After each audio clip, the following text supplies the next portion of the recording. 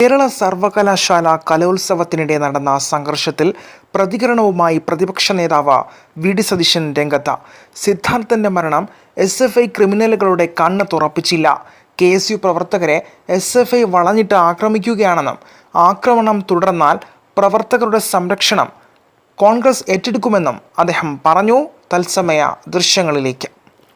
സിദ്ധാർത്ഥന്റെ മരണം ഇപ്പോഴും എസ്.എഫ്.ഐ ക്രിമിനലുകളുടെ കണ്ണ് തുറപ്പിച്ചിട്ടില്ല എന്നാണ് ഇന്നലെയും ഇന്നുമായി തിരുവനന്തപുരത്ത് നടക്കുന്ന സംഭവങ്ങൾ തെളിയിക്കുന്നത്.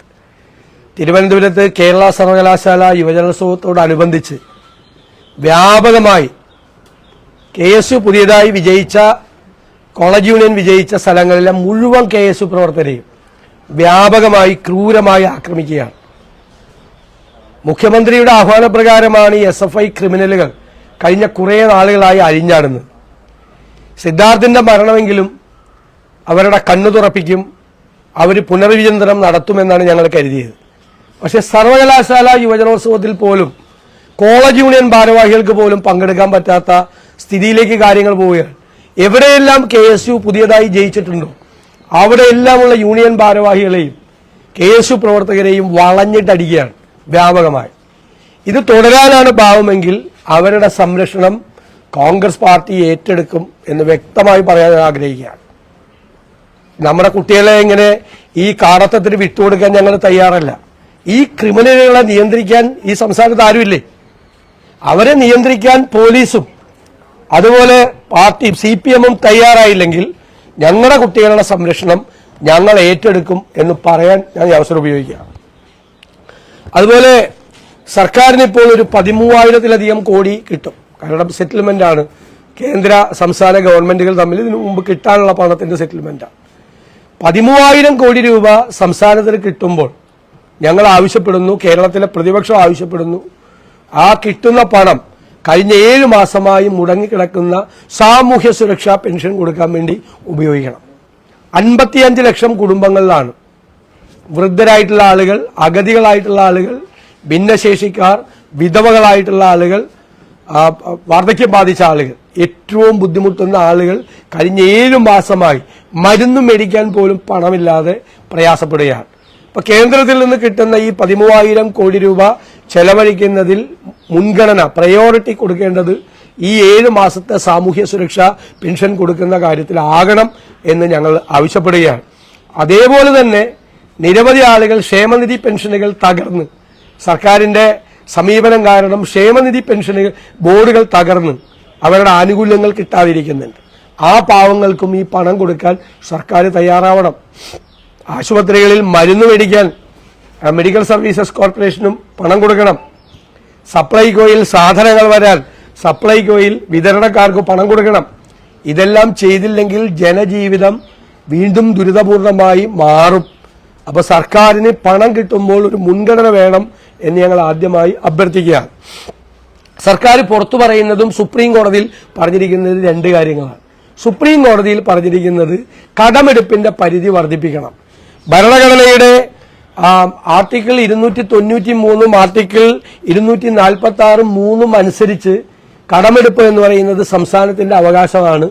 അതുകൊണ്ട് ഇപ്പോൾ ഉള്ള നിയന്ത്രണം നീക്കി ഇഷ്ടം പോലെ കടമെടുക്കാൻ അനുവദിക്കണമെന്നാണ്. അതാണ് കോടതിയിൽ ആവശ്യപ്പെട്ടിരിക്കുന്നത്. അതേ അവസരത്തിൽ പുറത്തു പറയുന്നത് കേന്ദ്ര 57,600 കോടി രൂപ കൊടുക്കാനുണ്ട്. ആ പണം കിട്ടാത്തതിനാണ് സുപ്രീം കോടതി പോയതെന്നാണ്. സുപ്രീം കോടതി കൊടുത്തിരിക്കുന്ന പെറ്റീഷനിൽ ഇങ്ങനെ ഒരു 57,600 കോടി രൂപ കിട്ടാനുള്ളതിനെ പറ്റി ഒരു പരാമർശവും ഇല്ല. അപ്പൊ അന്ന് ഞങ്ങൾ നിയമസഭയിൽ തന്നെ പറഞ്ഞു, ഈ 57,600 കോടി രൂപ കിട്ടാനുണ്ട് എന്ന് പറയുന്നത് പച്ചക്കള്ളമാണ്. ഇവിടെ യഥാർത്ഥത്തിൽ ആകെ കോടതിയിൽ പറഞ്ഞിരിക്കുന്നത് സംസ്ഥാന സർക്കാരിന് ചില ബാധ്യതകളുണ്ട്. ആ ബാധ്യത ഒരു 26,224 കോടി രൂപയുടെ ബാധ്യതകൾ കൊടുത്തു തീർക്കാനുണ്ട്. അതുകൊണ്ട് കടമെടുപ്പിന്റെ പരിധി വർദ്ധിപ്പിക്കണം എന്നാണ് ആവശ്യപ്പെട്ടിരിക്കുന്നത്. അപ്പൊ പുറത്ത് ജനങ്ങളോട് പറയുന്നത്, മുഖ്യമന്ത്രി അടക്കമുള്ള മന്ത്രിമാർ ക്യാമ്പയിൻ നടത്തുന്നതും സുപ്രീം കോടതി പറഞ്ഞിരിക്കുന്ന 2 4 ലക്ഷം കോടി രൂപയിലേക്ക് കേരളത്തിന്റെ കടം കൂപ്പുകുത്തുമ്പോൾ വീണ്ടും കടമെടുക്കാൻ അനുമതി നൽകണം എന്നാണ് സുപ്രീം കോടതിയിൽ ആവശ്യപ്പെട്ടിരിക്കുന്നത്. കേന്ദ്രത്തിൽ നിന്ന് ഈ 57,600 കോടി രൂപ കിട്ടാനുണ്ട് എന്ന് പറഞ്ഞ കാര്യം സുപ്രീം കോടതിയിൽ പരാമർശിച്ചിട്ടേയില്ല. കാപട്യമാണ്, ഇരട്ടത്താപ്പാണ്. അതുപോലെ മറ്റൊരു കാര്യം പറയാനുള്ളത്, ഇന്നലെ വർക്കലയിൽ ഫ്ലോട്ടിംഗ് ബ്രിഡ്ജ് തകർന്ന് 20 പേരാണ് കടലിൽ വീണത്. 20 പേര് ഫ്ലോട്ടിംഗ് ബ്രിഡ്ജ് തകർന്നു. ഡിസംബർ 25-ാം തീയതി ടൂറിസം മന്ത്രി ഉദ്ഘാടനം ചെയ്ത ഫ്ലോട്ടിംഗ് ബ്രിഡ്ജാണ്. ടൂറിസം മന്ത്രി വ്യക്തമാക്കണം എന്ത് സുരക്ഷയാണ് പാലത്തിനുണ്ടായിരുന്നത്. ഏത് കമ്പനിയാണ് പാലം പണിതത്? ആ പാലം പണിത ഈ കമ്പനി പണിത പാലത്തിന് സുരക്ഷ ഉണ്ടോ എന്ന് ഏത് ഏജൻസിയാണ് പരിശോധിച്ചത്? നിങ്ങൾ ആലോചിക്കണം, കടലിലാണ്, തിരമാലകൾ ആർത്തിരമ്പുന്ന കടലിലേക്കാണ് 20 പേര് വീണത്. കേരളത്തിന് പുറത്തു വന്ന ടൂറിസ്റ്റുകൾ അടക്കം എന്തു സുരക്ഷയാണുള്ളത്? ഈ കമ്പനിക്ക് എന്ത് മാനദണ്ഡങ്ങൾ മറികടന്നാണോ ഈ നിർമ്മാണ പ്രവർത്തനം കൊടുത്തിട്ടുള്ളത്? പാലാരിവട്ടം പാലം എന്നൊക്കെ പറഞ്ഞ് കുറെ ബഹളം ഉണ്ടാക്കിയ ആളുകളാണല്ലോ. ഉത്തരം പറഞ്ഞേ പറ്റുള്ളൂ. പാലാരിവട്ടം പാലം എന്ന് പറഞ്ഞ് കുറെ ബഹളം ഉണ്ടാക്കിയതല്ലേ. ഇത് ചാവക്കാട് ഒരു പാലം പോയി നേരത്തെ, ഇപ്പൊ രണ്ടാമത്തെ പാലമാണ് ടൂറിസം ഡിപ്പാർട്ട്മെന്റിന്റെ. ഈ 100 മീറ്റർ കടലിലേക്ക് ഈ പാലം, ഈ ഫ്ലോട്ടിംഗ് ബ്രിഡ്ജ് പണിയാൻ എന്ത് പരിശോധനയാണ്, എന്ത് പഠനമാണ് നടത്തിയിട്ടുള്ളത്? എന്ത് സുരക്ഷാ സംവിധാനമാണ് അതിനകത്ത് ഏർപ്പെടുത്തിയിട്ടുള്ളത്? ഏത് കമ്പനിയാണ് ഇത് പണിതത്? കമ്പനിക്ക് മാനദണ്ഡങ്ങൾ മറികടന്നാണോ കൊടുത്തത്? എന്ത് സുരക്ഷാ സംവിധാനമാണ് ഇതിനകത്ത് ഉണ്ടായത്? പൊട്ടി വീഴാണ് കടലിലേക്ക് ടൂറിസ്റ്റുകളെ. ഫാമിലിയായിട്ട് കുടുംബമായിട്ട് ടൂറിസം ട്രിപ്പ് പോകുന്ന ആളുകൾ, വിവിധ സംസ്ഥാനങ്ങളിൽ നിന്ന് വരുന്ന ആളുകൾ കടലിൽ വീഴുക, പാലം പൊട്ടി തകർന്നു. ഉദ്ഘാടനം 25-ാം തീയതി, ഡിസംബർ 25-ാം തീയതി ഉദ്ഘാടനം. 2.5 മാസം പോലും ആയിട്ടില്ല. പൊതുമരാമത്ത് മന്ത്രിന്റെ ചുമതലയുള്ള ടൂറിസം മന്ത്രി ഈ കാര്യത്തിൽ മറുപടി പറയണം. മറുപടി പറഞ്ഞേ മതിയാവും. ഇല്ലെങ്കിൽ ഞങ്ങൾ അതുമായി ബന്ധപ്പെട്ട മറ്റു സമര പരിപാടികളിലേക്കും നിയമ നടപടികളിലേക്കും നീങ്ങും. ഇതിന്റെ പുറകിൽ ഇതിന്റെ കരാർ ഇപ്പോൾ ഒരുപാട് സ്വകാര്യ കമ്പനികൾ ടൂറിസം ഡിപ്പാർട്ട്മെന്റിലേക്ക് കടന്നു വരുന്നുണ്ട്. ഒരുപാട് സ്വകാര്യ കമ്പനികൾ മാനദണ്ഡങ്ങൾ മറികടന്ന് ധാരാളം വർക്കുകൾ കൊടുക്കുന്നുണ്ട്. അപ്പൊ അതൊക്കെ ഞങ്ങളൊന്ന് പഠിക്കട്ടെ. ഇതിന്റെ കാര്യം വ്യക്തമാക്കണം എന്നാണ് പറയാനുള്ളത്. അതുപോലെ ഇന്നലെ മുഖ്യമന്ത്രി കോൺഗ്രസിൽ നിന്ന് ഒരാൾ BJPയിൽ ചേർന്നതിനെ കുറിച്ച് പറഞ്ഞു. ഇതെന്തൊരു നാണം കെട്ട പാർട്ടിയാണ് കോൺഗ്രസ് എന്ന് ചോദിച്ചു. നല്ല ചോദ്യമാണ്. ഇദ്ദേഹം 16 വർഷം പാർട്ടി സെക്രട്ടറി ആയിരുന്നു കേരളത്തിൽ, CPM-ന്റെ. ഇദ്ദേഹം പാർട്ടി സെക്രട്ടറി ആയിരിക്കും, പിണറായി വിജയൻ പാർട്ടി സെക്രട്ടറി ആയിരിക്കുമ്പോഴാണ് മുൻ ധനകാര്യമന്ത്രിയായിരുന്ന കേരളത്തിലെ ഏറ്റവും സീനിയർ കമ്മ്യൂണിസ്റ്റ് നേതാവായിരുന്ന എടപ്പള്ളി കേസിലടക്കമുള്ള, എടപ്പള്ളി പോലീസ് ആക്രമണ കേസിലടക്കം പ്രതിയായിട്ടുള്ള ശ്രീ വിശ്വനാഥ മേനോൻ BJPയിലേക്ക് പോയി BJPയുടെ സ്ഥാനാർത്ഥിയായിട്ട് ഇവിടെ മത്സരിച്ചു.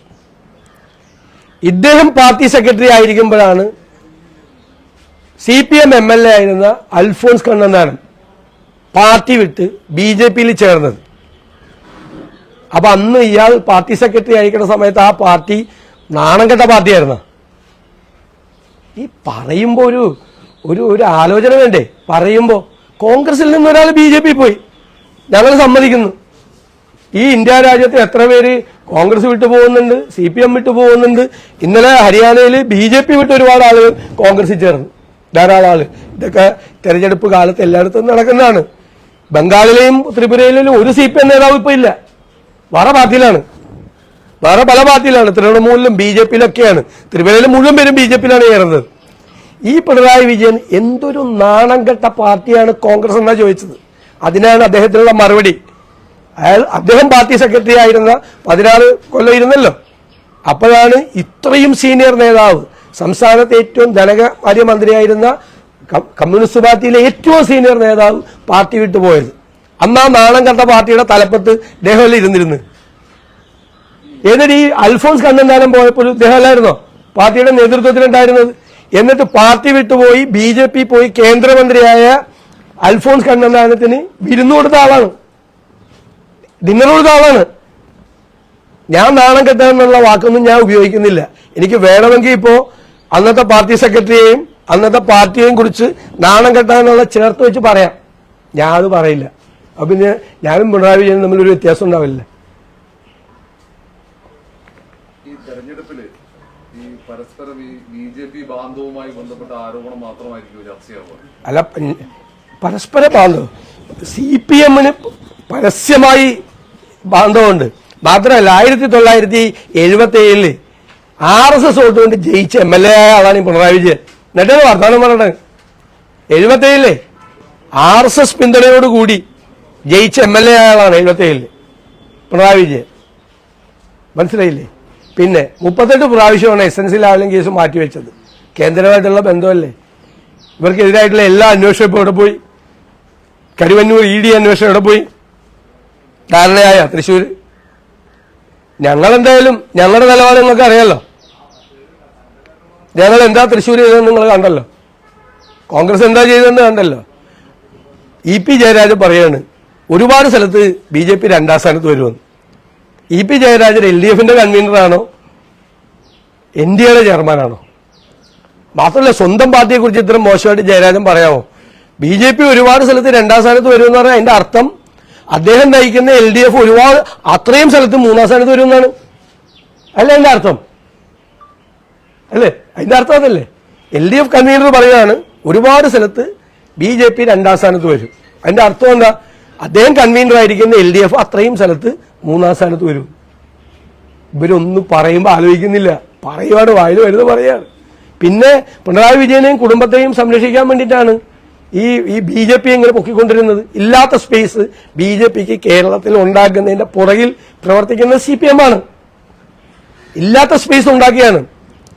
UDFനെയും കോൺഗ്രസിനെയും ദുർബലപ്പെടുത്താൻ BJPക്ക് ഇല്ലാത്തൊരു സ്പേസ് ഉണ്ടാക്കി കൊടുക്കുകയാണ് ഭയങ്കരമായി. അതാണ് അവരുടെ ലക്ഷ്യം.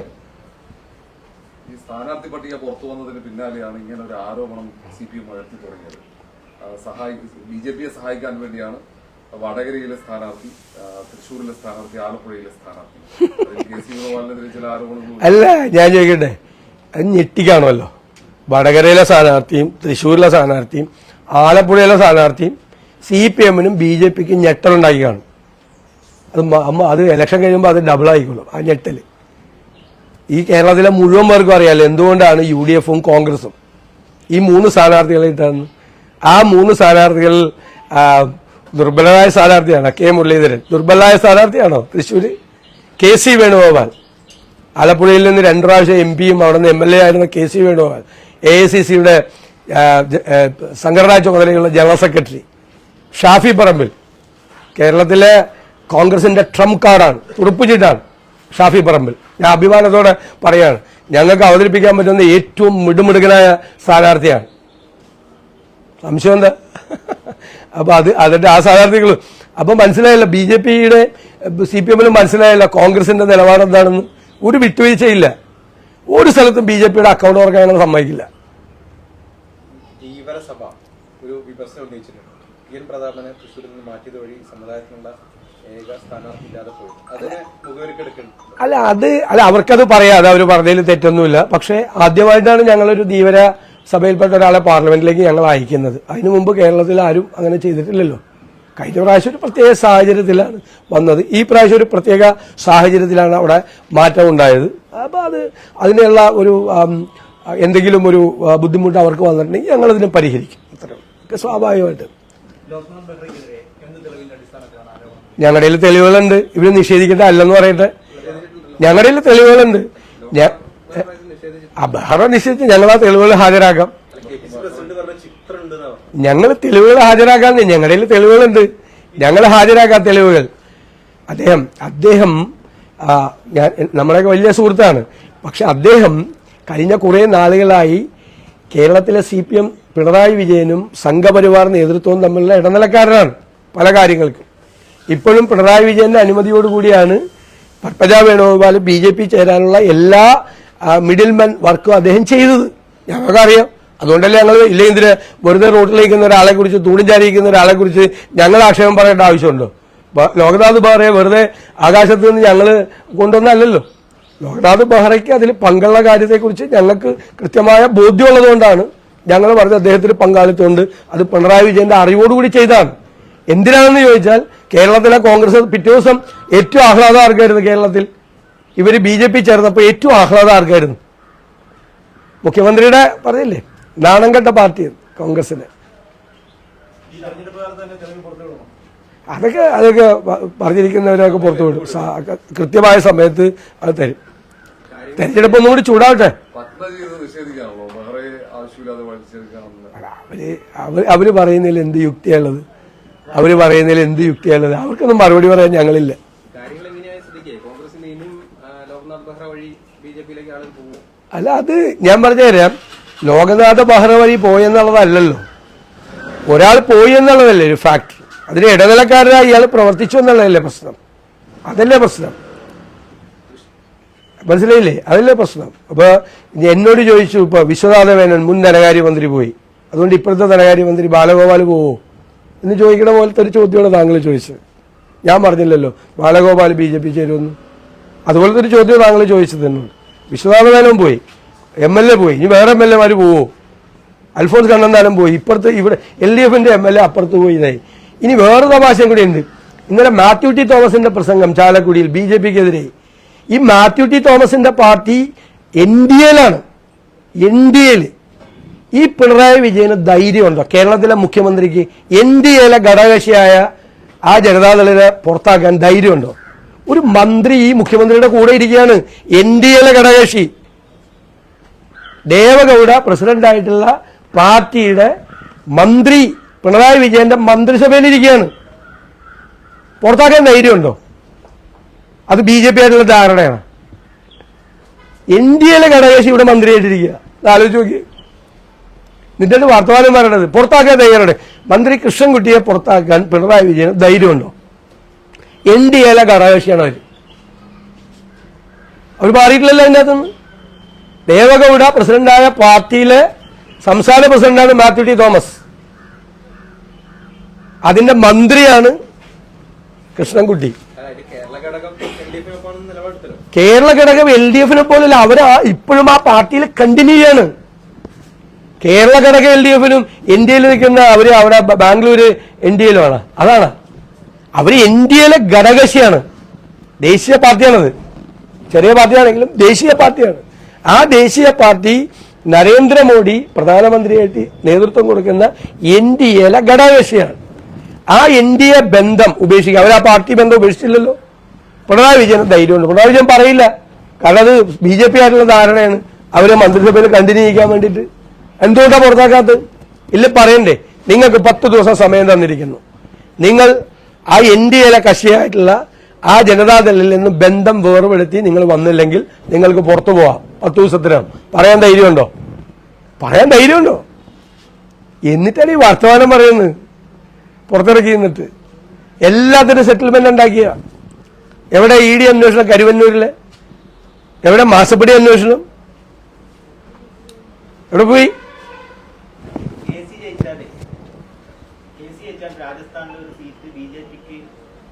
ഇത് നമ്മളിപ്പോ നോക്കുന്നത് എന്താ? ഇന്ത്യയിലെ ലോകസഭയിൽ കോൺഗ്രസ് അംഗങ്ങളുടെ എണ്ണം പരമാവധി വർദ്ധിപ്പിക്കുക. മനസ്സിലായില്ലേ? അതുകൊണ്ട് ചിലപ്പോൾ MLA മാർ മത്സരിക്കും, അതുകൊണ്ട് ചിലപ്പോൾ രാജ്യസഭാംഗങ്ങൾ മത്സരിക്കും, പ്രധാനപ്പെട്ട ആളുകൾ മത്സരിക്കും. ഞങ്ങളിപ്പോ ഛത്തീസ്ഗഡ് മുഖ്യമന്ത്രിയായിരുന്ന ഭൂപേഷ് ബാഗൽ പാർലമെന്റിലേക്ക് മത്സരിക്കുക, ലോകസഭയിലേക്ക്. ഞങ്ങളുടെ എണ്ണം കൂട്ടാൻ വേണ്ടിയിട്ടാണ് ഞങ്ങൾ ശ്രമിക്കുന്നത്. അങ്ങനെയല്ല ഒരു പാർട്ടി ചെയ്യേണ്ടത്. അധികാരത്തിൽ വരാൻ വേണ്ടിയിട്ട് ഞങ്ങൾ ശ്രമം നടത്തുവാണ്.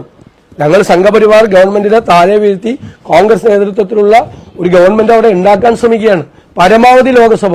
അപ്പൊ ഞങ്ങളാണ്, കേരളത്തിലെ പാർട്ടിയാണ് പറഞ്ഞത്, ആലപ്പുഴയിൽ നിന്ന് കോൺഗ്രസിന് മത്സരിപ്പിക്കാൻ പറ്റുന്ന ഏറ്റവും ബെസ്റ്റ് കാൻഡിഡേറ്റ് KC വേണുഗോപാലാണ്. ഞങ്ങളത് കേരളത്തിലെ കോൺഗ്രസ് നേതൃത്വം രാഹുൽ ഗാന്ധിയോട് ബന്ധപ്പെട്ടും കോൺഗ്രസ് പ്രസിഡന്റിനെ നേരിട്ട് കണ്ടും ഞങ്ങൾ ആവശ്യപ്പെട്ടതിന് ശേഷമാണ് അദ്ദേഹത്തെ ഇവിടെ മത്സരിക്കാൻ അനുവദിച്ചത്. ഞങ്ങൾക്ക് അവിടെ നിർത്താൻ ഏറ്റവും നല്ല സ്ഥാനാർത്ഥി ഞങ്ങൾ കഴിഞ്ഞ പ്രാവശ്യം തോറ്റുപോയ സീറ്റാണ്, ചെറിയ വോട്ടിന് തോറ്റുപോയ സീറ്റാണ്.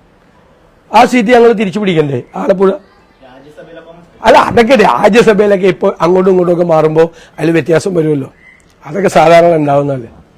എന്തിനാ മന്ത്രിയെ മത്സരിപ്പിക്കണ്ടല്ലോ ഇവിടെ? മന്ത്രി മത്സരിക്കണ്ടല്ലോ, രാധാകൃഷ്ണൻ മത്സരിപ്പിക്കണ്ടല്ലോ. ഇതിനെ മന്ത്രിയെ മത്സരിപ്പിക്കണം. ആ മന്ത്രി അവിടെ തുടർന്നാൽ പോരെ? രമ്യ ഹരിദാസ് പാർലമെന്റിൽ പോയാൽ പോരെ? മന്ത്രി അവിടെ മന്ത്രിയെ തുടർന്നാൽ പോരെ? എന്തിനാ മന്ത്രിയെ കൊണ്ടുപോയി അവിടെ മത്സരിപ്പിക്കണേ? ഞാൻ ഈ ചോദ്യത്തിനൊക്കെ എന്താ മറുപടി പറയും? സംഘടനയുമായി ബന്ധപ്പെട്ട കുറെ പ്രശ്നങ്ങളാണ്. അത് തൃശ്ശൂരിലെ സംഘടനാ ദൗർബല്യം പാർട്ടി തന്നെ നിലത്ത് വിലയിരുത്തി താങ്കളടക്കമുള്ള ഇടപെടുകയൊക്കെ ചെയ്തിട്ടുണ്ട്. ഞങ്ങൾ ഇടപെട്ട് അവരെ പറഞ്ഞ കാര്യങ്ങൾ, അനർഹമായ കാര്യങ്ങൾ വരെ അവർക്ക് ചെയ്തു കൊടുത്തു. അനർഹമായ കാര്യങ്ങൾ ഞാൻ തന്നെ ഇടപെട്ടാണ് ചെയ്തു കൊടുത്തത്. തെറ്റായ കാര്യങ്ങൾ വരെ ചെയ്തു കൊടുത്ത് ഞാൻ അതിൽ ദുഃഖിക്കുന്നു. ഞാനത് റിഗ്രറ്റ് ചെയ്യുന്നതല്ല, ഒരിക്കലും ചെയ്യാൻ പാടില്ലാത്ത ന്യായമല്ലാത്ത കാര്യങ്ങൾ വരെ അവർക്ക് മുഴുവൻ ചെയ്തു കൊടുത്തു. അവരവസാനം എന്നോട് വന്ന് അവരവസാനം പൊളിറ്റിക്കൽ അഫയേഴ്സ് കമ്മിറ്റിയിൽ അംഗമാകണമെന്ന് പറഞ്ഞു. അവരെ അംഗമാക്കി. അവരതൊരിക്കലും മറക്കില്ല, പറഞ്ഞ വാക്ക് പാലിച്ചു, ജീവിതത്തിൽ ഒരിക്കലും മറക്കില്ല എന്ന് പറഞ്ഞു പോയ ആളാണ്. പോയ പിന്നെ നമുക്ക് എന്ത് ചെയ്യാൻ പറ്റും? പോയ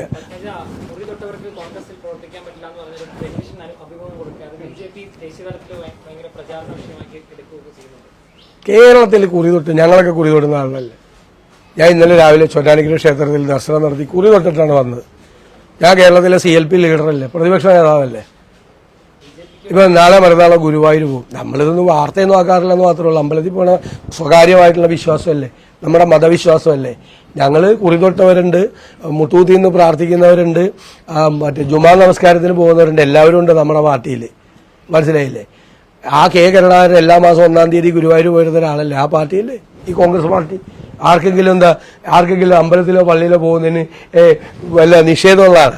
അതൊക്കെ ഓരോ സ്ഥലത്ത് ചെല്ലുമ്പോൾ ഈ എന്ന് പറഞ്ഞില്ലേ, ഇങ്ങനെ കൊട്ടിപ്പാടുമെന്ന് പറയില്ല, മാറി ചെല്ലുമ്പോൾ അത്രയേ.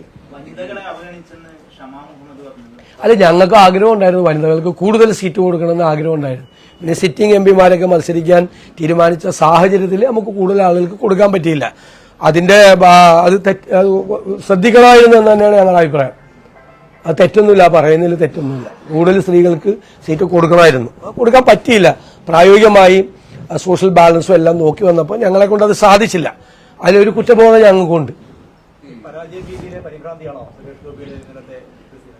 ഇലക്ഷനല്ലേ, എല്ലാവരും മത്സരിക്കട്ടെ. എന്തായാലും ഈ UDFന്റെയും പ്രത്യേകിച്ച് കോൺഗ്രസിന്റെയും സ്ഥാനാർത്ഥി പട്ടിക പ്രഖ്യാപിച്ചപ്പോൾ ഉണ്ടായ ഒരു അന്താളിപ്പ് അത് BJP കേന്ദ്രങ്ങളിലുണ്ട്, CPM കേന്ദ്രങ്ങളിലുണ്ട്. അതിന്റെ പ്രതിഫലമാണ് ഇപ്പോൾ 2 ദിവസത്തെ വരുന്ന പ്രതികരണങ്ങളെല്ലാം. ആളുകൾക്ക് കൃത്യമായി ബോധ്യമുണ്ട്, ജനങ്ങൾക്ക് കൃത്യമായ ബോധ്യമുണ്ട്. ഞങ്ങളെടുത്ത സ്റ്റെപ്പ് ഞങ്ങൾ എത്ര പൊളിറ്റിക്കലായിട്ടാണ് ഞങ്ങൾ ഒരു സ്റ്റെപ്പ് എടുത്തത്, എത്ര ആലോചിച്ചാണ് സ്റ്റെപ്പ് എടുത്തത്, ഞങ്ങളുടെ ലക്ഷ്യം എന്താണ്. ഞങ്ങളുടെ ലക്ഷ്യം 20-ൽ 20 സീറ്റും ജയിക്കുക എന്നാണ്. ഒന്നാമത്. 2, സംഘപരിവാർ ശക്തികൾക്ക് കേരളത്തിൽ ഒരു അക്കൗണ്ട് തുറക്കാതിരിക്കുക എന്നുള്ളതാണ്. ഇതാണ് ഞങ്ങളുടെ ലക്ഷ്യം.